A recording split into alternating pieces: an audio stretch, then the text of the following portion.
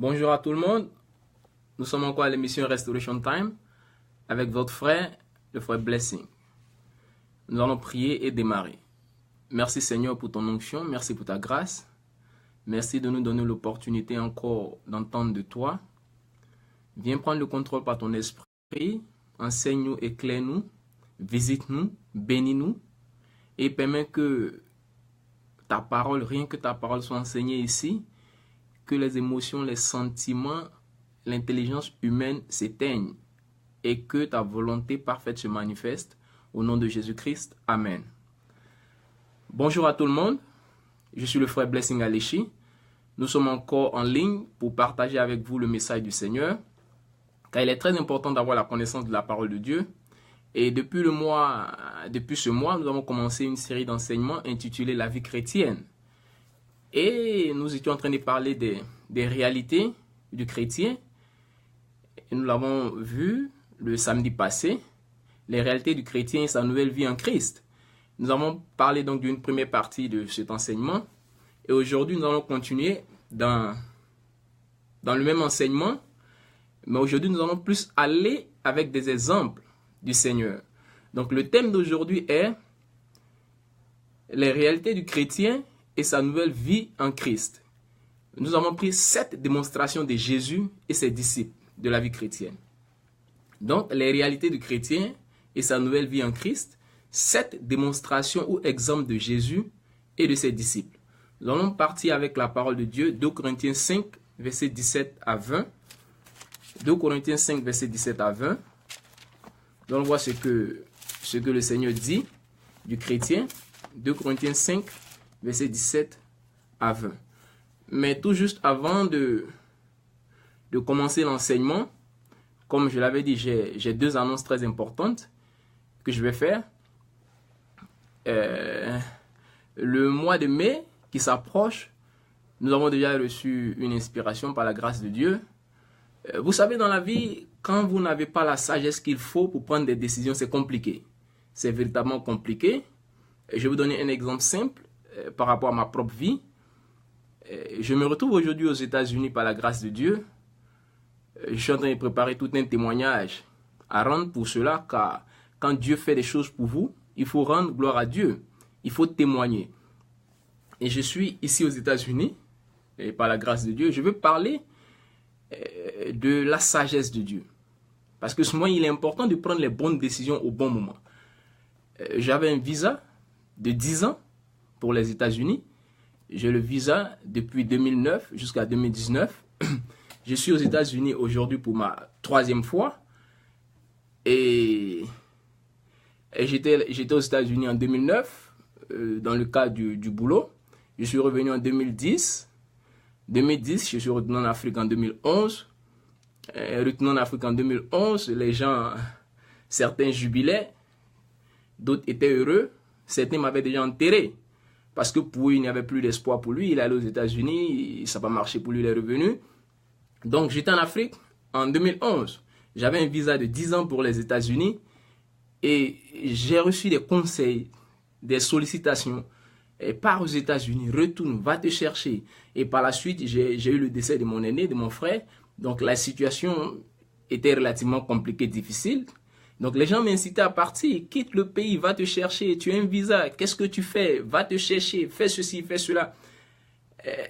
Et j'avais un visa de 10 ans, 2009-2019.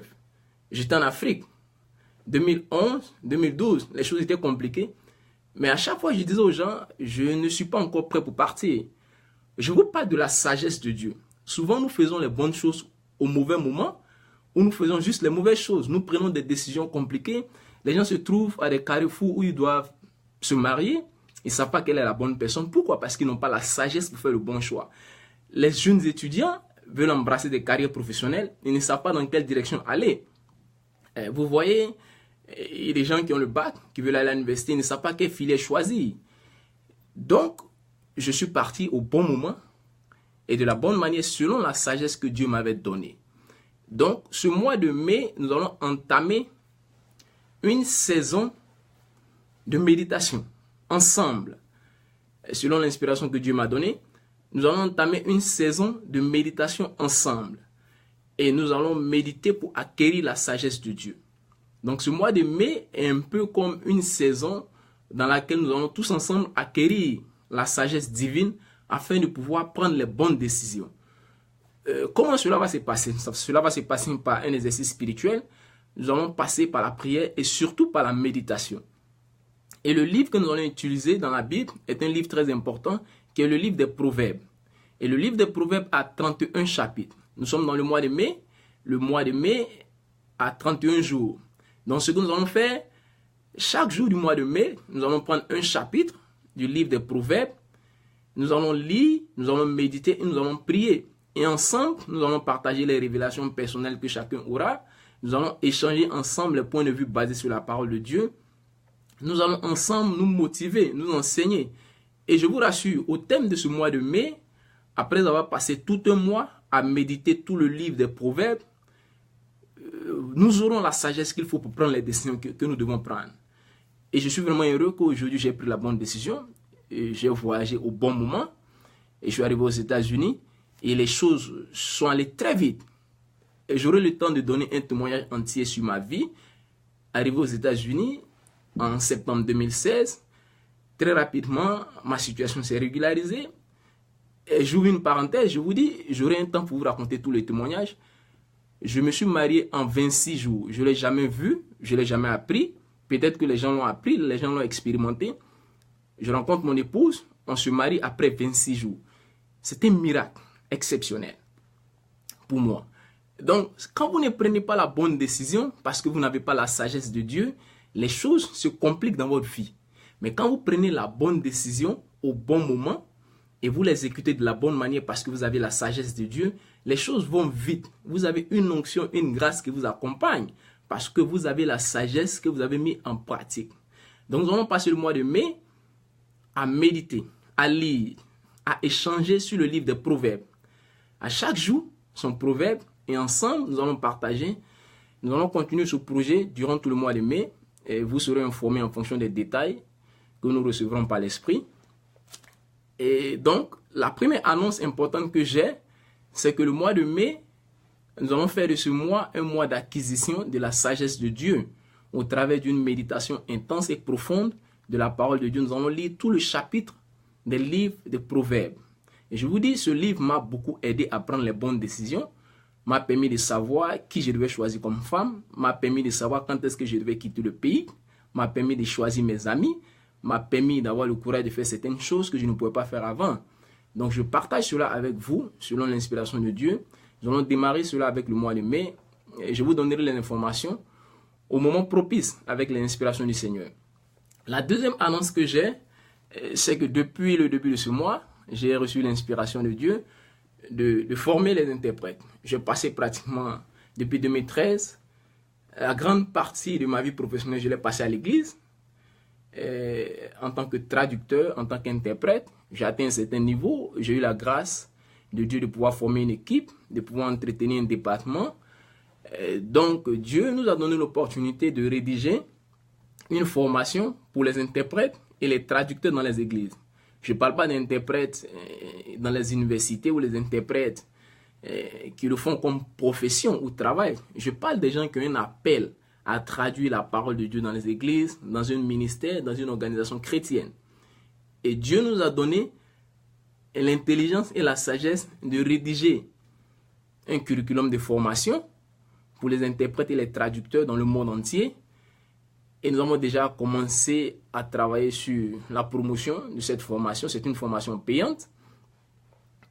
Et très bientôt, à partir du mois de mai, selon l'inspiration qu'on a reçue, nous allons offrir gratuitement une formation à un interprète dans le monde par mois. Pour couvrir toutes ces années 2018, chaque mois, nous allons choisir une personne dans le monde entier qui va recevoir une formation gratuite de notre part sur comment interpréter dans la maison de Dieu. Car un interprète dans la maison de Dieu, ce n'est pas un travail, ce n'est pas une fonction, c'est un appel, c'est une vocation. Donc, nous allons enseigner cela. Donc, les deux nouvelles que j'ai, la première nouvelle, c'est que le mois de mai sera un mois que nous allons consacrer à acquérir la sagesse de Dieu. Et cela va se passer par la méditation de tout le livre des Proverbes. C'est très important. Cela m'a fait du bien. Cela m'a permis de faire de bons choix dans ma vie. Aujourd'hui, je vois les résultats. Nous allons le faire ensemble durant le mois de mai. Je donnerai les informations pour cela. Et la deuxième nouvelle, c'est que la formation que nous avons pour les interprètes et les traducteurs dans les églises, nous allons offrir gratuitement une formation à un interprète dans le monde entier. Et chaque mois, durant chaque mois, pour couvrir toute l'année 2018, c'est une formation payante, mais nous la ferons gratuite pour un interprète durant chaque mois. Donc, à partir du mois de mai, je donnerai toutes les informations et les détails de ces annonces. Nous allons donc démarrer l'enseignement d'aujourd'hui. L'enseignement d'aujourd'hui qui est les réalités du chrétien et sa nouvelle vie en Christ. 7 exemples ou démonstrations de Jésus et de ses disciples. Nous prenons, comme je disais, 2 Corinthiens 5, verset 17. Pour comprendre la vie que nous avons, quelle est cette vie? 2 Corinthiens 5, verset 17 nous dit, si quelqu'un est en Christ, pour simplement dire, si vous êtes chrétien, vous êtes une nouvelle création. Les choses anciennes sont passées. Voici, toutes les choses sont devenues nouvelles. Et tout cela, toutes ces choses viennent de Dieu. Dieu qui nous a réconciliés avec lui par Christ et qui nous a donné le ministère de la réconciliation. Car Dieu était en Christ, réconciliant le monde avec lui-même en n'imputant point aux hommes leurs offenses, et il a mis en nous la parole de la réconciliation. Nous faisons donc les fonctions d'ambassadeurs pour Christ, comme si Dieu exhortait par nous. Donc c'est cela la nouvelle vie que nous avons reçue. Si vous êtes en Christ, que vous êtes chrétien, toutes les choses anciennes sont passées, voici toutes choses sont devenues nouvelles. Et nous allons voir 1 Jean 4, verset 17. Quelles sont les réalités de cette nouvelle vie que nous avons en tant que chrétiens? 1 Jean 4, verset 17. Et nous allons prendre, j'ai ici 7 illustrations, 7 exemples de Jésus et de ses disciples. Cette nouvelle vie qu'ils avaient reçue, cette nouvelle vie que Jésus a envoyée, comment elle se manifeste, comment elle s'exprime, afin que nous puissions l'adapter à nos vies personnelles en tant que des chrétiens. 1 Jean 4, verset 17. 1 Jean 4, verset 17 dit, il dit ici 1 Jean 4, verset 17, tel il est, il parle ici de Jésus, tel il est, tel nous sommes aussi dans ce monde. Tel Jésus est, tel nous sommes dans ce monde. Si vous êtes en Christ, que vous êtes chrétien, vous êtes une nouvelle créature. Les choses anciennes sont passées. Toutes les choses anciennes sont passées. Voici, toutes choses sont devenues nouvelles. Qu'est-ce que cela veut dire concrètement? Concrètement dans la vie d'un chrétien. J'ai ici 7 exemples ou 7 illustrations de la nouvelle vie que nous avons en tant que chrétiens. Nous allons prendre Jean 20, verset 19 à 21. Jean 20, nous allons prendre beaucoup de versets parce qu'il s'agit de la vie de Dieu, non pas de ma vie. Donc je parle de ce qui se trouve dans la Bible comme référence pour soutenir tout ce que nous disons. Jean 20, verset 19 à 21. Jean 20, verset 19 nous dit, le soir de ce jour, qui était le premier de la semaine, les portes du lieu où se trouvaient les disciples étaient fermées. Donc lorsque Jésus a été crucifié, les disciples dans la peur sont allés se retrouver dans une maison, fermer la porte parce qu'ils avaient peur. Qu'est-ce qui va se passer? Le maître est parti, il nous avait fait des promesses, il n'est plus là. Donc ils étaient dans une maison où les portes étaient fermées. Jean 20, verset 19. À cause de la crainte qu'ils avaient des Juifs, Jésus vint, se présenta au milieu d'eux et leur dit, la paix soit avec vous. Et quand il lui dit cela, il montra ses mains et son côté. Les disciples furent dans la joie en voyant le Seigneur. Donc, Jésus, après sa résurrection, ses disciples se trouvaient dans une maison parce qu'ils avaient peur. Ils ne savaient pas qu'est-ce qui allait se passer. Le maître, leur leader, n'est plus présent. Il a été crucifié. Ils avaient peur de qu'est-ce qui allait arriver. Ils se retrouvaient donc dans une maison où ils avaient fermé les portes. Jésus apparaît dans la maison. Donc, Jésus a traversé les murs. Une porte fermée, barricadée, où les disciples sont à l'intérieur. Jésus apparaît. Jésus traverse les murs pour rencontrer ses disciples qui, sous l'effet de la peur, s'étaient cachés dans une maison. Donc, avec les portes totalement fermées, Jésus a pu apparaître parmi eux. Et c'est une illustration de la vie que nous avons en tant que chrétiens. Des murs, des blocages, des portes fermées, bouclées, il n'y a pas d'opportunité. Jésus apparaît parmi eux. Et la Bible nous dit, et Jésus a dit, il nous a envoyés aussi de la même manière que le Père l'a envoyé sur la terre. Jésus l'a dit dans Jean 20, verset 19 à 21. Quand nous allons à Jean 20, verset 21, il dit ici, Jésus leur dit de nouveau, la paix soit avec vous. Jean 20, verset 21. Comme le Père m'a envoyé, moi aussi je vous envoie. Donc, les gens sont enfermés dans une maison où les portes sont bloquées, il n'y a pas d'issue. Jésus apparaît dans la maison. Il traverse les murs, il franchit les murs, il apparaît et il a dit que la paix soit avec vous. Tel que le Père m'a envoyé, ainsi je vous envoie. Donc, Jésus a pu traverser des murs pour retrouver ses disciples. Nous avons été envoyés de la même manière que Jésus a été envoyé. Nous avons la même vie que Jésus avait. C'est cette vie qui lui a permis de pouvoir vaincre le diable, vaincre les ténèbres et traverser ses murs pour rencontrer ses disciples. Nous avons cette même vie en nous. Nous allons prendre le deuxième exemple, Jean 20, verset 24 à 29. Jean 20, verset 24 à 29 nous dit, Thomas, appelé Didyme, l'un des 12, n'était pas avec eux lorsque Jésus vint. Les autres disciples lui disent donc, nous avons vu le Seigneur. Mais il leur dit, si je ne vois pas ses mains, dans ses mains la marque des clous, si je ne mets pas mon doigt dans la marque des clous, et si je ne mets pas ma main dans son côté, je ne croirai point. Donc c'est de là qu'est tirée cette foi qu'on appelle la foi de Thomas. Cette foi qui dit, il faut voir avant de croire. Comme les gens le disent dans le monde, voir, c'est croire. 8 jours après, Jean 20, verset 26, 8 jours après, les disciples de Jésus étaient de nouveau dans la maison. Et Thomas se trouvait avec eux. Jésus vint, les portes étant fermées, toujours fermées, parce que les gens avaient peur. Jésus vint, les portes étant fermées, se présenta au milieu d'eux et dit, la paix soit avec vous. Puis il dit à Thomas, avance-toi, avance ici ton doigt et regarde mes mains. Avance aussi ta main et mets-la dans mon côté et ne sois pas incrédule, mais crois. Thomas lui répondit, mon Seigneur et mon Dieu. Jésus lui dit, parce que tu m'as vu, tu as cru. Heureux ceux qui n'ont pas vu et qui ont cru. Donc, Jésus n'était pas présent quand Thomas disait aux gens non, que lui ne peut pas croire. Ce sont des histoires. Tant qu'il ne voit pas Jésus de ses deux yeux, qu'il ne touche pas son côté, qu'il ne voit pas ses mains avec les traces des clous, il ne croira pas que Jésus était ressuscité. Et quand Thomas parlait, Jésus n'était pas présent physiquement. Mais la Bible nous dit, Jésus a su les doutes de Thomas, sans être présent physiquement quand Thomas parlait. Et quand Jésus a apparu, la preuve, Jésus lui a dit, viens et vois, regarde mes mains, touche mon côté. Donc, c'est la même vie que nous avons, c'est la même vie que Jésus avait. C'est une vie qui vous permet de comprendre les choses par révélation. Vous n'avez pas besoin de voir certaines choses pour comprendre.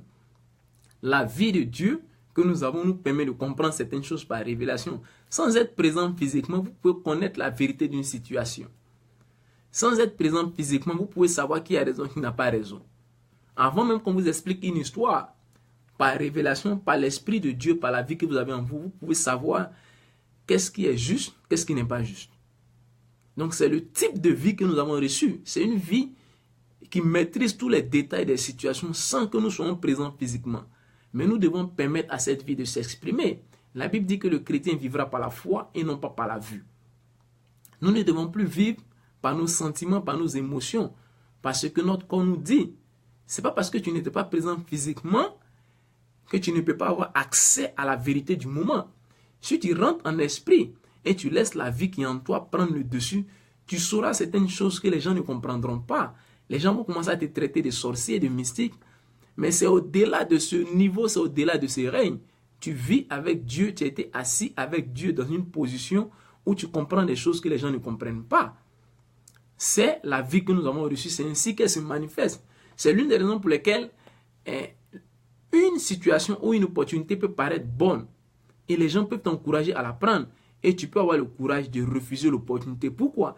Tu sais par révélation que cette opportunité, la fin est la mort, la fin est l'échec, la fin ne sont que des pleurs. Mais les gens qui voient avec leurs yeux physiques peuvent t'encourager. Vas-y, pars. Je donnais mon témoignage au début. Moi, j'ai un visa pour les États-Unis de 10 ans. Donc, quand je devais voyager, les gens, ma famille, mes amis, mes parents m'ont mis la pression. Vas-y, tu as un visa. Qu'est-ce que tu fous ici? Les amis me disaient, mais il y a quelque chose qui ne va pas chez toi. Tu as un visa de 10 ans pour les États-Unis, tu es en Afrique, qu'est-ce que tu fous? Mais j'étais convaincu que ce n'était pas le bon moment de partir. Donc, retourner des États-Unis en 2011, mon départ définitif a été en 2016. Donc, ça m'a pris 5 ans en Afrique. Pourquoi? Parce que je n'étais pas convaincu. Et quand vous avez la vie de Dieu, vous avez des convictions que les gens n'ont pas. Dans certaines situations, vous pouvez prendre des décisions que les gens ne comprennent pas. Mais votre but n'est pas que les gens vous comprennent. Votre but, c'est que vous soyez en accord avec la volonté parfaite de Dieu. Ce que je dis est très important. Ça peut paraître simple, mais une simple mauvaise décision peut gâcher totalement, entièrement la vie des gens. Totalement, entièrement la vie des gens. Et quand vous avez la vie de Dieu en vous, que vous êtes conscient de cette vie, je vous dis, un jeune homme qui veut se marier, tu peux croiser ta femme et le premier jour que tu la crois, tu sauras que c'est ta femme. Pourquoi? Parce que tu as la vie de Dieu en toi. Et cette vie te permet de connaître certaines choses sans que tu sois présent physiquement. Donc c'est une vie qui ne te permet pas de considérer l'apparence physique. Quand moi j'ai croisé mon épouse, le premier jour que je l'ai vue, j'ai su qu'elle était mon épouse. Sans explication, sans question, sans détail. J'avais une conviction intérieure qu'elle était mon épouse. Et après, on a fait les démarches qu'il fallait faire, faire les demandes, faire les démarches. Mais j'avais déjà une conviction personnelle. Pourquoi? Parce que nous avons permis à la vie de Dieu de prendre le dessus sur nous. Donc j'ai dit, Jésus a connu les doutes de Thomas sans être présent physiquement. Pourquoi? Parce qu'il avait une vie différente qui agissait en lui, qui lui permettait de connaître les situations sans sa présence physique. Et c'est la même vie que nous avons qui est la vie chrétienne. Soyons conscients de cette vie et permettons que cette vie s'exprime au travers de nous. C'est très important. Le troisième exemple que nous avons ici, nous allons prendre Jean 1, verset 43 à 50. Nous allons voir encore comment Jésus peut connaître des choses sans être présent physiquement. Jean 1, verset 43 à 50. Jean 1, verset 43. Le lendemain, Jésus voulut se rendre en Galilée. Il rencontra Philippe et lui dit, « Suis-moi ». Philippe était de Bethsaïda, de la ville d'André et de Pierre. Philippe rencontra à son tour Nathanaël et lui dit, « Nous avons trouvé celui de qui Moïse a écrit dans la loi et dont les prophètes ont parlé, Jésus de Nazareth, fils de Joseph. » Nathanaël lui dit, « Peut-il venir de Nazareth quelque chose de bon ?» Philippe lui répondit, « Viens et vois. » Jésus, voyant venir à lui Nathanaël, dit de lui, « Voici vraiment un Israélite, dans lequel il n'y a point de fraude. » Verset 48, Jean 1, verset 48. Nathanaël maintenant répond, « D'où me connais-tu » lui dit Nathanaël. Jésus lui répondit, « Avant que Philippe t'appelle, quand tu étais sous le figuier, je t'ai vu. » Donc, Jésus l'a vu sans être présent physiquement. Et je vous parle de la vie du chrétien. C'est comme ça que la vie de Dieu se manifeste. Vous pouvez être ici, dans la prière, dans la méditation, étant un esprit, vous allez savoir ce qui se passe dans votre famille en Afrique. Vous pouvez être au bureau et vous allez être conscient qu'il y a quelque chose qui ne va pas à la maison. Ou il y a un souci avec mon fils. Vous pouvez savoir exactement ce qui se passe dans la vie de votre épouse, pendant que vous n'êtes pas physiquement avec elle. Vous pouvez savoir exactement ce qui se passe dans la vie de votre fils, pendant que vous n'êtes pas avec lui. C'est comme cela que la vie de Dieu se manifeste. Mais il faut que les chrétiens, les croyants soient conscients de cela et qu'ils n'ignorent pas que la vie de Dieu a la capacité de se manifester en dehors des limites que les hommes lui imposent. Parce que le Seigneur a dit aux pharisiens, ils ont rendu la parole de Dieu inefficace par leurs coutumes. Et vous pouvez empêcher Dieu d'agir dans votre vie par votre manière de penser. C'est très important ce que je dis, par votre manière de penser. Et Jésus lui répondit, avant que Philippe t'appelle quand tu étais sous le figuier, je t'ai vu. Nathanaël répondit et lui dit, Rabbi. Donc il appelle maintenant Jésus maître, parce qu'il est convaincu que ce qu'il a dit n'est pas simple. Rabbi, tu es le fils de Dieu, tu es le roi d'Israël. Et Jésus lui répondit, parce que je t'ai dit que je t'ai vu sur le figuier, tu crois, tu verras de plus grandes choses que celle-ci. Donc la vie que nous avons en nous, c'est une vie illimitée. C'est la vie que j'appelle extra life, la vie extraordinaire, la vie sans limite, la vie magnifique, la vie de Dieu. Et c'est la vie que nous avons reçue en tant que chrétiens. Avec cette vie, normalement, rien ne peut nous limiter. Aucune information peut nous limiter. Aucune situation peut nous limiter. Peu importe là où je me trouve, je réussirai toujours. Que je sois en Amérique, que je sois en Afrique, que je sois en Asie, que je sois en Océanie, peu importe où je me trouve, je réussirai toujours. Parce que la réussite d'un enfant de Dieu ne dépend pas de sa location géographique. La réussite d'un enfant de Dieu dépend de sa location, de sa situation spirituelle, non pas de sa situation géographique. Donc quand vous vous trouvez dans le royaume de Dieu, auprès de Dieu, en esprit, avec Dieu, vous ne pouvez que réussir. Parce qu'avec Dieu, il n'y a pas d'échec. Donc je vous disais, Jésus a vu et connu Nathanaël avant même leur rencontre physique. Vous pouvez connaître des gens, vous qui êtes dans des affaires, vous êtes des hommes d'affaires, avant de rencontrer ton partenaire d'affaires pour une négociation, tu peux même le connaître déjà avant que tu le vois physiquement. Savoir s'il est sérieux ou n'est pas sérieux. Savoir si l'affaire va marcher ou l'affaire ne va pas marcher. Ce n'est pas de la sorcellerie, ce n'est pas du mysticisme. C'est la vraie vie chrétienne. En tant que des chrétiens, nous devons nous élever à un certain niveau. Ne permettons pas que les gens de ce monde, que les choses de ce monde, que les situations de ce monde nous dirigent, nous influencent, nous gouvernent. Nous avons la capacité de contrôler, de diriger. Jésus n'avait pas vu Nathanaël physiquement, mais il le connaissait parfaitement. Donc vous n'avez pas besoin de rencontrer votre prochain employeur pour le connaître. Vous n'avez pas besoin d'entrer dans la société où vous allez travailler avant de connaître la société. Vous pouvez maîtriser la société en esprit et savoir si c'est la société où je dois travailler ou pas. C'est le type de vie que nous avons reçu. Et moi, j'y crois fermement. Et c'est ainsi que je vis ma vie. Et c'est le conseil que je donne à tout le monde. Permettez que la vie que nous avons reçue en tant que chrétiens puisse se manifester au travers de vous. La vie d'un chrétien n'est pas une vie simple, n'est pas une vie ordinaire. C'est une vie extraordinaire. C'est une vie que les gens ne comprennent pas. Jésus a dit dans Jean 3 à Nicodème, à partir du verset 7 à 8, il a dit, quand tu es né de nouveau, tu es comme le vent. Personne ne sait d'où tu viens, personne ne sait où tu vas. Les gens ne font que voir tes effets. Quand le vent souffle par ici, que les branches tombent, que les choses bougent, on n'arrive pas à maîtriser le vent. On ne sait pas où il se trouve. On ne sait pas d'où il vient, on ne sait pas où il va. Mais, vous voyez les effets. Il en est ainsi de l'homme qui est né de Dieu, qui est né de l'Esprit. Nous devons pouvoir donc connaître des choses sans être présents physiquement. C'est la vie que nous avons reçue. Et je prends le quatrième exemple pour la quatrième démonstration. Nous allons aller dans Marc 4, verset 35 à 41. Excusez-moi.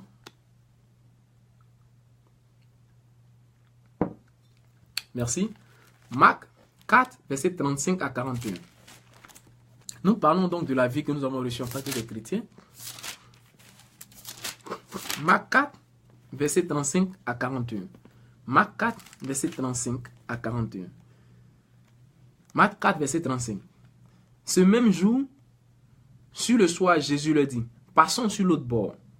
Après avoir renvoyé la foule, il l'emmenait dans la barque où il se trouvait et il y avait aussi d'autres barques avec lui. Il s'éleva un grand tourbillon, un grand vent, et les flots se jetaient dans la barque au point qu'elle se remplissait déjà. Et lui, Jésus, il dormait à la poupe sur le coussin. Il le réveillait, les disciples réveillaient Jésus et lui dit, Maître, ne t'inquiètes-tu pas de ce que nous périssons? C'est vous qui périssez, mais Jésus ne périt pas avec vous. Et ne t'inquiètes-tu pas de ce que nous périssons? S'étant réveillé, il menaça le vent et dit à la mer, silence, tais-toi. Et le vent cessa et il eut eu un grand calme. Puis il leur dit, pourquoi avez-vous si peur? Comment n'avez-vous point de foi? Il fut saisi d'une grande frayeur et il se dit, les disciples, les uns aux autres, quel est donc celui-ci à qui obéissent même le vent et la mer? Frère, sœur, quand tu seras conscient de la vie que tu as en toi, les gens vont se demander dans ton quartier, dans ta ville, dans ton pays, mais qui est cette sœur? Qui est cette dame? Une dame qu'on ne comprend pas, qui maîtrise les situations, qui maîtrise les circonstances. On fait tous les plans, les gens préparent tout pour te détruire au boulot, pour salir ton nom, mais tu sors toujours vainqueur et plus forte. Les gens ne comprennent pas, mais quelle est cette dame? Et même par ces situations qu'ils ne comprennent pas, ils viendront vers toi pour dire, mais quel est ton secret? Ça sera un moyen pour évangéliser les gens. Frère, sœur, Jésus a pu apaiser la tempête. Un grand vent. Donc, Jésus a ordonné aux circonstances de pouvoir être favorable à ce qu'il veut. C'est le type de vie que nous avons. Peu importe les situations, peu importe les difficultés, peu importe les blocages, nous ne sommes point troublés. Nous ne sommes pas perplexes, nous sommes sereins, comme Jésus était serein. Et nous commandons aux situations de s'aligner à ce que nous voulons. Pourquoi? Parce que nous avons une vie supérieure. Nous avons la vie de Dieu en nous en tant que des chrétiens. Un chrétien ne doit pas paniquer dans des situations compliquées. Le Seigneur t'a dit, il nous a dit, vous passerez par le feu, vous ne serez pas brûlés, vous passerez par des grandes eaux, vous ne serez pas noyés. Donc ça veut dire, les chrétiens passeront par des difficultés, par des épreuves, par des attaques, mais vous ne pourrez pas échouer parce que vous avez une vie en vous qui est une vie qui ne fait que gagner. C'est une vie qui ne demeure que dans la victoire. Elle est toujours victorieuse, pourvu que vous lui donnez l'expression, vous lui donnez l'opportunité de se manifester. Jésus a commandé au vent de se calmer, le vent s'est calmé. Jésus a dit, tel que le Père m'a envoyé sur la terre, ainsi je vous envoie. Donc il nous a donné la même autorité, la même puissance, la même capacité. Mais pourvu que nous soyons conscients de cette vie que nous avons en nous et que nous la mettions en pratique. C'est écrit dans Romains 2, versets 12 à 13, ce ne sont pas ceux qui ont reçu la loi, la parole qui sont justifiés, mais c'est ceux qui la mettent en pratique. Donc Jésus a pu calmer les vents, il a pu soumettre les circonstances du moment à sa volonté. Et nous pouvons aussi le faire, et nous devons le faire si nous voulons être des chrétiens heureux. Nous devons dominer nos mondes avec la vie que nous avons en nous. C'est très important. Nous prenons la cinquième illustration, la cinquième démonstration, Matthieu 14, versets 24 à 30. Je prends beaucoup les versets du Nouveau Testament parce que nous sommes les croyants du Nouveau Testament. Nous lisons toute la Bible, mais notre réalité, nos vies, nos exemples se trouvent dans le Nouveau Testament, car c'est de là qu'est sortie l'Église, c'est de là qu'est sorti les chrétiens, c'est de là que nous venons. Donc, beaucoup de versets vont sortir du Nouveau Testament. C'est basé sur cette vérité. Matthieu 14, versets 24 à 30. Nous allons comprendre encore ce qui s'est passé ici. Et vous allez comprendre que la vie que nous avons n'est pas une vie simple. Il faut que nous comprenions cela. La vie que nous avons n'est pas une vie simple. En tant que des chrétiens, nous ne sommes pas permis de vivre une vie d'échec, une vie de difficulté, de pauvreté, de misère. Non, nous devons vivre de façon permanente une vie de victoire. Mais cela n'est possible que par votre niveau de connaissance de votre identité en Christ. Qui vous êtes? Qu'est-ce que vous avez reçu? Quelle vie vous avez? Quels sont vos droits? Matthieu 14, 24 à 30. Matthieu 14, 24 à 30, il est dit, la barque déjà au milieu de la mer était battue par les flots, car le vent était contraire. À la 4e veille de la nuit, Jésus alla vers eux marchant sur la mer. Quand les disciples virent marcher sur la mer, ils furent troublés et dirent, c'est un fantôme. Et dans leur frayeur, ils poussaient des cris. Jésus leur dit aussitôt, rassurez-vous, c'est moi, n'ayez pas peur. Pierre lui répondit, Seigneur, si c'est toi, ordonne que j'aille vers toi sur les eaux. Et Jésus dit, viens. Pierre sortit de la barque et marcha sur les eaux pour aller vers Jésus. Mais, voyant que le vent était fort, il eut peur. Et comme il commençait à s'enfoncer, il cria, Seigneur, sauve-moi. Donc, Jésus se trouve dans une situation où ses disciples l'ont dévancé. Et il doit les rattraper. Jésus se met à marcher sur les eaux pour rattraper ses disciples. Il rattrape les disciples. Et Pierre dit, mais Seigneur, si c'est toi, ordonne que je marche. Jésus lui dit, ok, viens. Sur la parole de Jésus, Pierre marche sur les eaux pour retrouver Jésus. Et par la suite, il se laisse distraire par les vagues, par les vents. Et Pierre commence à se noyer. Il est obligé d'appeler le Seigneur pour que le Seigneur l'aide. Et je vous fais comprendre ici que Jésus a marché sur les eaux. Les chrétiens, on a un problème parce que on commence à devenir trop intellectuels. Les gens ne sont pratiquement plus des chrétiens. Les gens n'ont plus la foi que nous voyons dans la Bible. La Bible nous dit que Jésus a marché sur les eaux. Certains croient que ce sont des histoires, que ce sont des dessins animés. Pendant qu'ils sont encore des chrétiens, pendant qu'ils tiennent la Bible, ils ne croient pas réellement que Jésus a marché sur les eaux. Et la Bible nous dit que Jésus a marché sur les eaux. Moi, j'y crois fermement. Et Pierre a aussi marché sur les eaux sous instruction du maître. Mais quand il a commencé à regarder aux circonstances, aux vagues, il s'est noyé. Et Jésus n'a pas marché sur les eaux pour faire un show, pour se montrer. C'est pour nous enseigner quelque chose. Et je l'ai dit, la vie chrétienne est la vie où on marche sur les eaux. Est une vie où nous marchons sur les circonstances. La vie chrétienne que nous avons est une vie où nous traversons les murs. Est une vie où nous marchons sur les eaux. Donc c'est la vie où rien n'est impossible. C'est la vie de toutes les possibilités. C'est la vie que nous avons reçue. Jésus a marché sur les eaux. Pierre l'a aussi fait. Donc c'est un exemple qu'ils nous ont donné, que le grand maître a donné, que son disciple a donné, qu'en tant que des chrétiens, nous devons marcher sur les eaux. Et Jésus a traversé les murs. En tant que des chrétiens, nous devons traverser des murs. Imaginez-vous si Pierre avait cru, qu'il n'avait pas douté, il aurait marché sur les eaux. Et si les autres disciples qui étaient restés dans la barque n'avaient pas peur et qui n'avaient pas douté, ils auraient tous marché sur les eaux. Et voyez comment ça allait être glorieux de voir Jésus et ses 12 disciples en train de marcher sur les eaux. Et c'est ce à quoi Dieu nous appelle. Nous devons marcher sur les eaux devant les gens du monde pour que les gens comprennent que la vie chrétienne n'est pas un jeu. Le problème, nous-mêmes en tant que des chrétiens, nous ne comprenons pas le type de vie que nous avons. Donc, souvent nous sommes dans des situations qui ne reflètent pas la vie que nous avons. Nous sommes dans une vie, nous avons une vie dans laquelle nous marchons sur les eaux. Frère, rien ne nous fait peur, rien ne nous effraie. Pourquoi? Parce qu'on a la capacité de marcher sur les eaux. Les terrains où c'est compliqué, où les gens vont et les gens ne réussissent pas, nous allons et nous réussissons. Les situations où les gens prennent 10 ans, 20 ans, 30 ans pour avoir le succès, nous arrivons là, nous prenons une seule année, nous prenons 6 mois.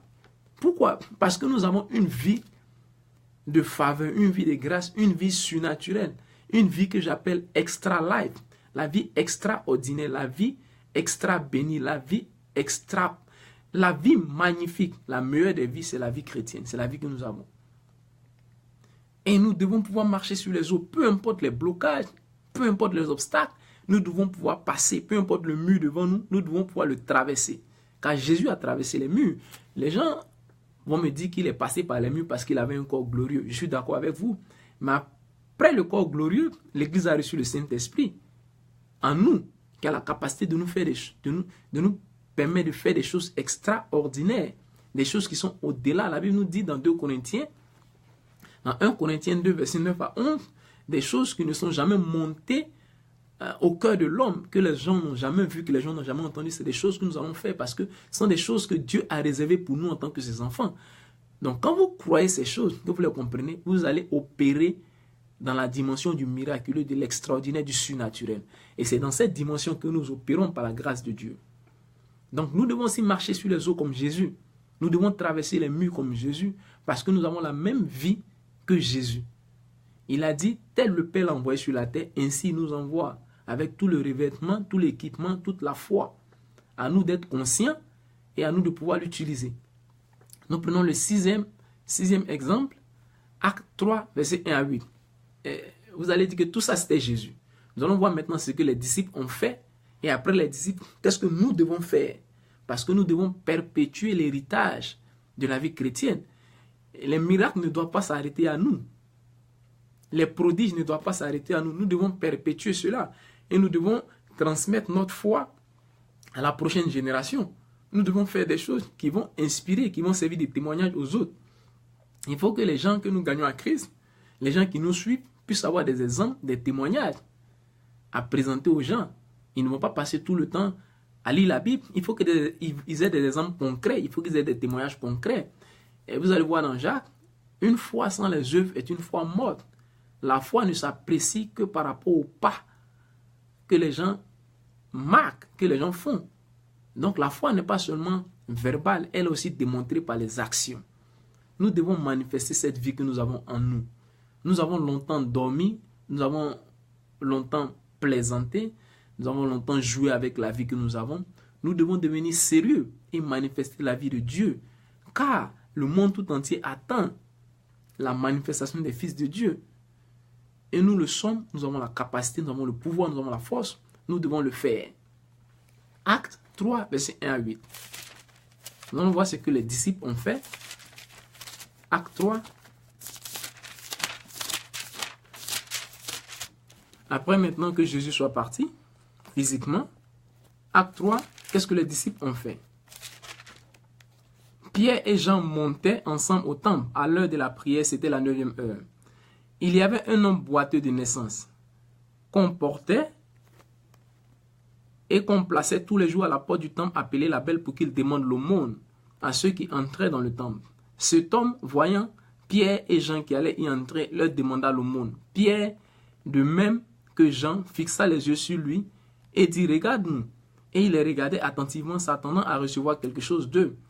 Alors Pierre lui dit « Je n'ai ni argent ni or, mais ce que j'ai, je te le donne. » Le monsieur demande de l'aide, parce qu'il est paralytique, il n'a pas d'argent, c'est un mendiant. Pierre lui dit « Je n'ai ni argent ni or, mais ce que j'ai, je te le donne. » En ce moment, qu'est-ce que tu as? Je te demande de l'argent. S'il te plaît, tu peux me trouver du boulot, j'ai un diplôme, je n'ai pas du travail, je veux voyager, je cherche le visa. Tu n'as pas de connexion, tu connais personne à l'ambassade. Toi-même, tu n'as jamais voyagé. Et tu me dis, je n'ai ni or ni argent, je te donne ce que j'ai. Pierre lui dit, je demande l'argent. Pierre dit au monsieur, je n'ai ni or ni argent, je te donne ce que j'ai. Au nom de Jésus, Christ de Nazareth, lève-toi et marche. Et le prenant par la main droite, il le fit lever. Au même instant, ses pieds et ses chevilles devinrent fermes. D'un saut, il fut debout et il se mit à marcher. Il entra avec eux dans le temple, marchant, sautant et louant Dieu. Pierre et Jean ont guéri un boiteux de naissance. Le monsieur demande de l'argent, ils n'ont pas d'argent. Et je crois que ce qu'il disait était vrai, parce que s'ils avaient de l'argent, qu'ils mentaient, la prière qui a suivi n'allait pas être exaucée, parce que Dieu n'exauce pas un menteur. Donc, c'est véritablement vrai qu'ils n'avaient pas de ressources physiques, ils n'avaient pas d'argent dans leur poche pendant qu'ils parlaient. Mais ils avaient quelque chose qui était au-delà de l'argent. Et cela me ramène à l'histoire du figuier que Jésus a maudit. Et ce que le Seigneur m'a enseigné dans cela, c'est que nous avons toujours quelque chose à donner à Dieu, à donner aux hommes, à donner aux gens. Nous pouvons toujours aider. Quelqu'un qui dit qu'il ne peut pas aider, il a un problème. Pierre et Jean n'avaient pas d'argent. Et ils n'avaient véritablement pas d'argent. Parce que s'ils avaient de l'argent qu'ils ne voulaient pas donner, leur prière n'allait pas être exaucée, car Dieu n'exauce pas les menteurs. Donc, ils n'avaient véritablement pas de ressources financières sur eux. Mais ils étaient convaincus qu'ils avaient quelque chose qui était au-delà de l'argent. Donc, souvent, les gens peuvent venir te voir pour te demander, s'il te plaît, tu peux m'aider? J'ai un problème, j'ai besoin que tu me prêtes 50 000 francs CFA. J'ai besoin que tu me donnes 1000 $. S'il te plaît, tu peux me donner 2000 €, je vais te rembourser. Mais tu n'as pas les 2000 € sur toi. Tu n'as pas les 50 $ sur toi. Mais tu as quelque chose qui est au-delà de ces 50 $. Tu as Jésus-Christ en toi. Tu as la vie de Dieu en toi. Et prononce une parole. Cette parole qui est soutenue par le royaume de Dieu, cette vie qui est en toi va créer ce que tu dis. Pierre a dit, nous n'avons ni or ni argent, mais ce que nous avons, nous te le donnons. Donc il faut être conscient de ce que tu as pour pouvoir le donner. Car un homme ne donne que ce qu'il a. Mais il faut qu'il soit conscient de ce qu'il a. Frère, donc Pierre était conscient qu'il avait la vie de Dieu en lui. Et il n'avait pas besoin d'argent ou d'or pour sauver ce monsieur. Il avait besoin de sa vie qui était en lui pour changer la situation de ce monsieur. Frère, tu n'as pas besoin de connexion. Comme je disais, tu n'as pas besoin de relations pour réussir. Tu as besoin de la vie de Dieu pour réussir et pour changer la vie des gens. Donc, je donne un exemple aux mères et aux pères. Vous n'avez pas besoin d'avoir de l'argent physique, les dollars, les euros pour bénir vos enfants. Vous avez besoin d'avoir la vie de Dieu et vous allez transmettre la bénédiction par les paroles.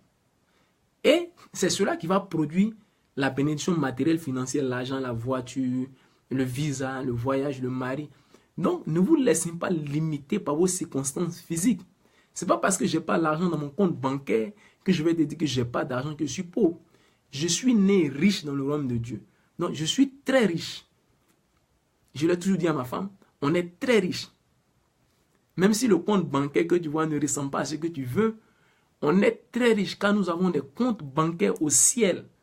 Et c'est du ciel que nous appelons nos ressources qui se manifestent dans nos comptes bancaires physiques ici. Donc, on peut sauver des gens, on peut changer des situations avec nos paroles. Si tu n'as pas l'argent physique, ce n'est pas un problème. Le vrai problème est de savoir, est-ce que tu as de l'argent dans ton compte spirituel? Est-ce que tu as la santé dans ton compte spirituel? Est-ce que tu as la bénédiction? Est-ce que tu as la grâce? Et je te dis, je vous dis, la vie que nous avons reçue en tant que chrétiens est une vie qui est remplie de toutes ces bénédictions. Mais il faut que les gens soient convaincus, il faut que les gens sachent quel est le type de vie qu'ils ont. Je vous donne un exemple. Je ne fais que parler de moi parce que c'est l'exemple que je maîtrise mieux. Certains diraient qu'il est gonflé, il raconte sa vie. ce sont les histoires, les gens peuvent dire ce qu'ils veulent, on fait ce qu'on a à faire. Dieu connaît nos motivations, Dieu connaît nos cœurs. Si les motivations sont mauvaises, l'œuvre ne continuera pas. Frère, on est arrivé, sœurs, nous sommes arrivés où nous sommes par la foi, par rapport à la vie que nous avons. Je vous donne un exemple simple. Quand moi j'ai vécu encore en Afrique, j'étais convaincu que j'allais venir vivre aux États-Unis. Je ne savais pas comment, mais j'étais convaincu. Donc j'avais déjà pris un pas de foi qui était de quoi? Quand j'ai vécu encore en Afrique, dans des situations qui paraissent très difficiles, arrivé à ce moment, j'avais entendu un enseignement d'un pasteur disant que quand tu veux dominer un pays ou tu veux dominer une région, domine les ressources de ce pays. Donc j'avais compris qu'il fallait que je commence à donner mes offrandes et mes dîmes dans la monnaie des États-Unis. Donc je vivais déjà en esprit aux États-Unis avant d'y arriver. Donc j'ai commencé à donner mes offrandes en dollars. Pendant que je vivais à Lomé en Afrique, au Togo, j'ai commencé à donner mes dîmes en dollars. Pour ceux qui ne croient pas, ils peuvent se renseigner. Ils peuvent aller demander aux gens. Donc, on a créé les réalités par la foi. Je n'avais pas les choses physiques dans la main, mais j'étais convaincu. Et par rapport à ma conviction, j'ai fait des choses. Pierre n'avait pas d'argent. Jean n'avait pas d'or. Mais ils avaient quelque chose qui était Jésus, qui était la vie de Dieu. Frères, sœurs, vous qui souffrez, des chrétiens qui ont des situations compliquées, vous avez quelque chose qui est plus puissant que l'argent, qui est plus puissant que le docteur, qui est plus puissant que ton patron qui t'empêche d'avoir la promotion. Tu as la vie de Dieu, tu as Jésus. Et je suis là pour te dire, parle avec autorité, conviction, sachant que la vie que tu as en toi n'a pas de limite. Aucune personne ne pourra te limiter. Je parle à tous ces immigrants partout dans les pays qui ont des problèmes de papier. Sachez quel type de vie vous avez. Le monde entier appartient à Dieu. Aucun pays ne peut être fermé à un enfant de Dieu, à moins que l'enfant de Dieu donne la permission aux gens qui sont à la porte de lui fermer la porte. Pourquoi? Parce que tous les pays appartiennent à Dieu. Donc un enfant de Dieu a la capacité d'entrer où il veut, pourvu qu'il connaisse son identité en Christ et qu'il sache comment opérer et ouvrir des portes selon des principes spirituels. La vie que nous avons, Jésus a traversé les murs pour aller voir ses disciples. Moi, je connais des hommes de Dieu qui ont voyagé sans visa. Un homme de Dieu a rendu un témoignage qui a voyagé sans visa, qui a traversé des frontières. Les officiers de la douane et des impôts n'ont pas pu le voir physiquement. C'est-à-dire qu'ils ne lui ont pas posé de questions, il est passé. Et Dieu lui a dit, je te fais faire cette expérience pour que tu comprennes que il n'y a aucune limite à un enfant de Dieu. Je ne demande pas aux gens d'aller prendre des risques, parce qu'il faut atteindre un certain niveau de connaissance. Mais je vous dis que tout est possible à celui qui croit. Surtout celui qui croit en Dieu, celui qui croit en Jésus-Christ. Frère, il n'y a rien qui peut être bloqué. Rien. Absolument rien. Je vous donne encore un simple témoignage. Comment est-ce que j'ai eu mon visa? Rien ne peut vous être bloqué.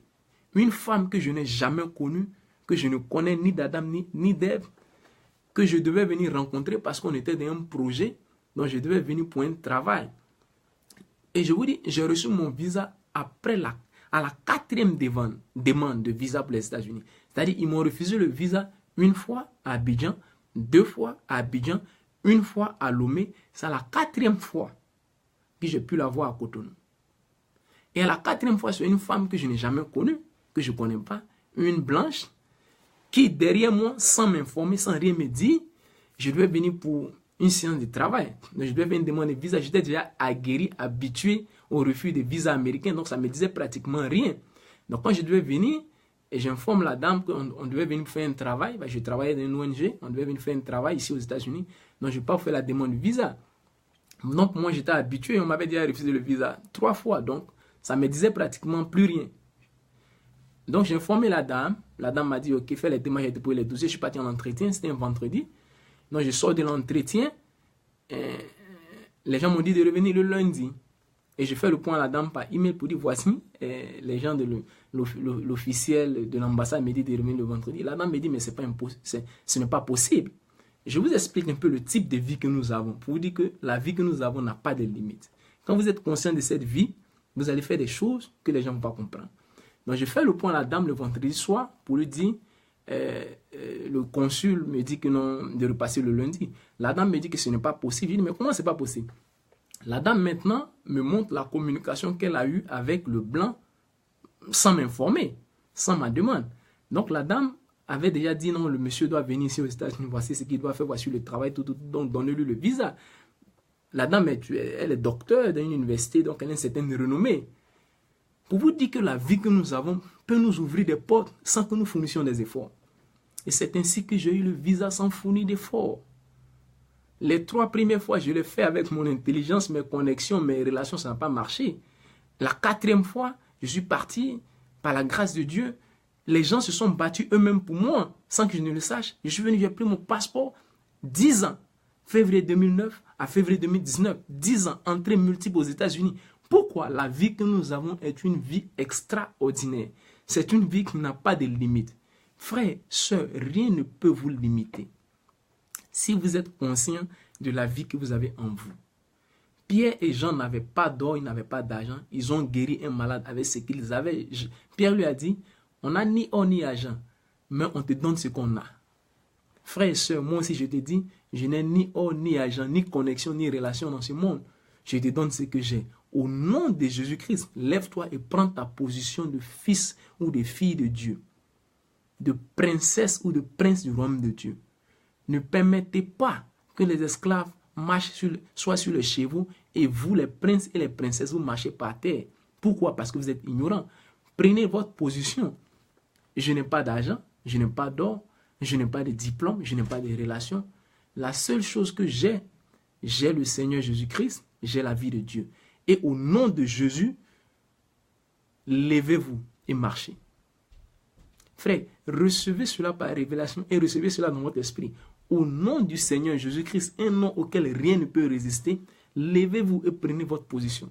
Vous qui avez déposé des dossiers pour avoir du boulot, au nom de Jésus-Christ, c'est les gens du boulot qui vous appellent et qui vous cherchent. Vous qui cherchez à voyager, cherchez les visas, je déclare au nom de Jésus-Christ, c'est les visas qui vous cherchent. Ayez la foi, croyez, recevez et nous attendons vos miracles. C'est très important ce que je dis. C'est très très important ce que je dis. Nous allons passer au 7e exemple. Marc 11, versets 22 à 24. Donc vous allez voir ici que Jésus a manifesté la vie. Les disciples, Pierre a marché sur les eaux, Pierre a guéri des malades, sans avoir d'argent et or. Et nous venons maintenant à nous. Après Jésus, le Seigneur, le Maître, après ses disciples, ses premiers disciples, Pierre, Jean, tous les 12. Maintenant, nous sommes à notre niveau. La foi doit continuer. La foi ne doit pas s'arrêter à moi. Je ne voudrais pas être le mauvais exemple. Je voudrais être le bon exemple et que mon nom soit aussi cité dans Hébreux 11, parmi les grands héros de la foi. Et nous allons faire de grandes choses. Frères, sœurs, vous allez entendre de grands témoignages de nous. Pourquoi? Parce que nous vivons que par la foi et non pas par la vue. Rien ne nous influence. Il ne s'agit pas de titre, il ne s'agit pas de position. Personne ne peut nous empêcher d'avancer ni d'évoluer. Je vous donne un exemple simple et j'aime beaucoup parler aux immigrants, aux gens qui sont dans les pays. Personne ne peut te bloquer, personne ne peut t'empêcher. Pharaon a essayé d'empêcher le peuple d'Israël. Il a vu ce qui s'est passé. Donc aucun président, aucune politique, aucune loi ne peut t'empêcher de réussir. Si tu sais exactement qui tu es, et si tu prends ta position en tant qu'enfant de Dieu, tu peux décanter des situations dans le monde de l'esprit qui vont se manifester, les gens ne vont rien comprendre. Et c'est ce que nous devons faire en tant que des enfants de Dieu. Marc 11, verset 22 à 24. Marc 11, verset 22 à 24.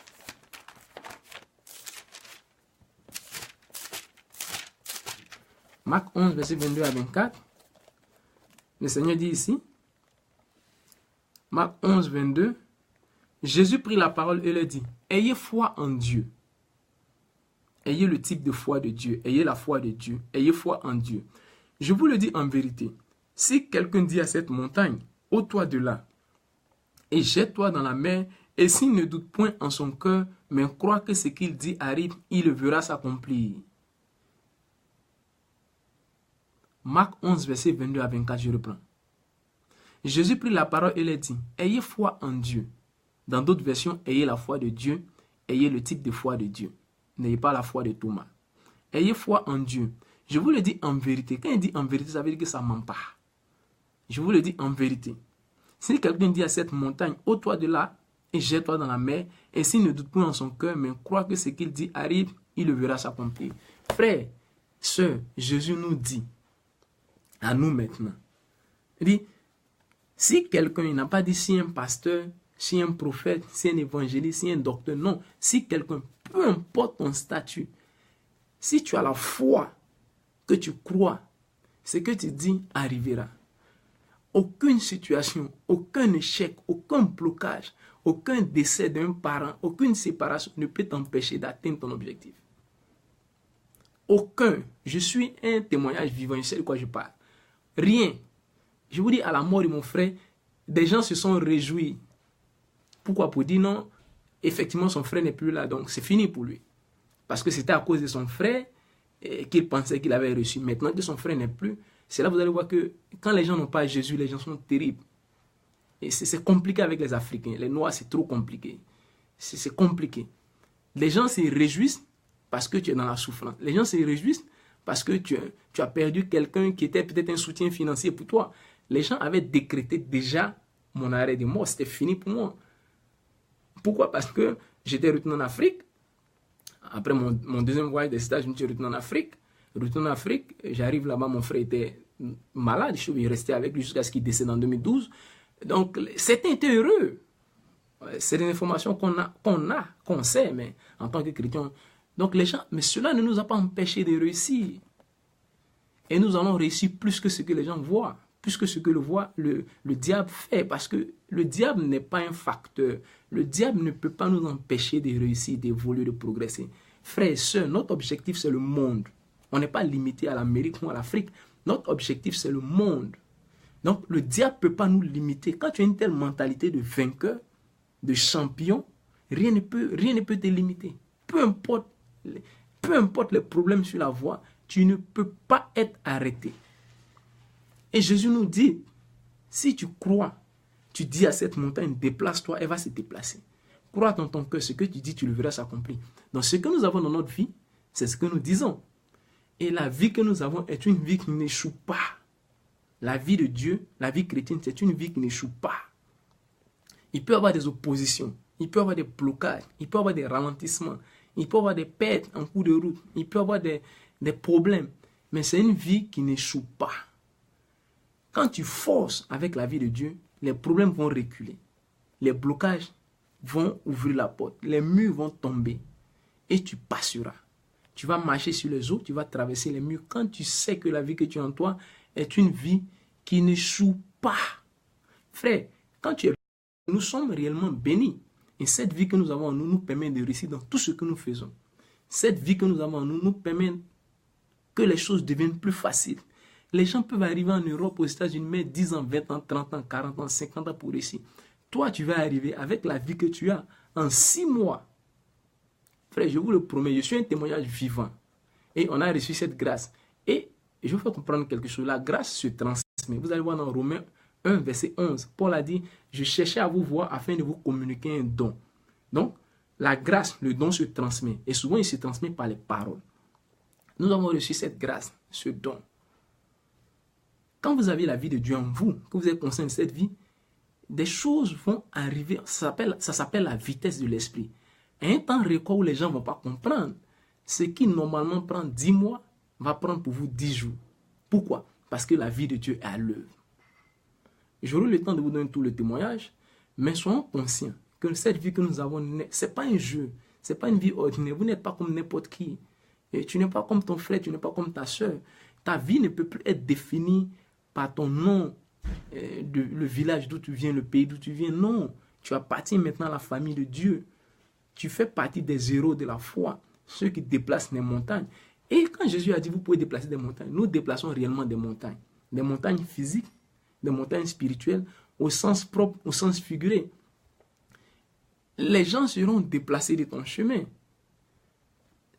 C'est dans la Bible où Jésus a dit, je donnerai des gens en rançon pour toi. Donc si les gens s'opposent à ton succès, des gens seront écartés. Certains auront des problèmes très graves parce qu'ils s'opposent à la vie qui est en toi. Et la vie qui est en toi est une vie qui ne fait que réussir.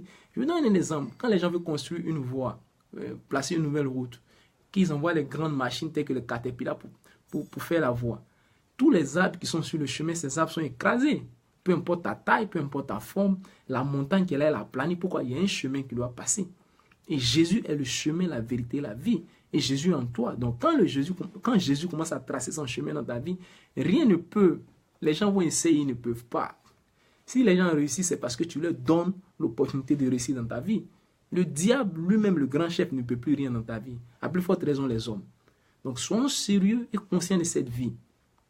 Soyons conscients de cette vie. Il y a une vie qui nous donne la possibilité de déplacer toutes les montagnes. Et rien ne peut nous empêcher de réussir. Rien. Ça n'a rien à voir avec notre couleur de peau. Ça n'a rien à voir avec d'où on vient. Ça n'a rien à voir avec les gens sont racistes. Les gens sont ceci, les gens sont cela. On va réussir peu importe où on est. Moi, je réussirai peu importe où je me trouve. Que ce soit en Afrique, que ce soit en Europe, en Amérique, en Chine, au Japon, au Pakistan, en Irak, au Gabon, au Mali, au Burkina, au Niger. Partout où je me trouve, je vais toujours réussir. Pourquoi? Parce que je suis conscient de la vie que j'ai. La vie de Dieu est une vie qui n'échoue jamais. Frère, vous qui êtes des immigrants, ne vous comportez pas comme les immigrants. Vous n'êtes pas des immigrants. La terre appartient à votre Père Jésus. Donc, peu importe le pays où vous êtes, vous avez le plein droit de réussir dans ce pays. Vous avez le plein droit de réussir dans ce pays. Pourquoi? Parce que tous les pays appartiennent à Dieu. Prenez Psaume 24 et lisez aussi Psaume 25. Tous les pays appartiennent à Dieu. En tant qu'un enfant de Dieu, tu ne peux que réussir, tu ne peux pas échouer. Peu importe le pays où tu te trouves, tu ne peux que réussir. Peu importe le pays où tu te trouves, tu ne peux que réussir. Donc, aucune loi ne peut t'empêcher de réussir. Aucune loi ne peut t'empêcher de prospérer, à moins que tu acceptes que la loi te domine.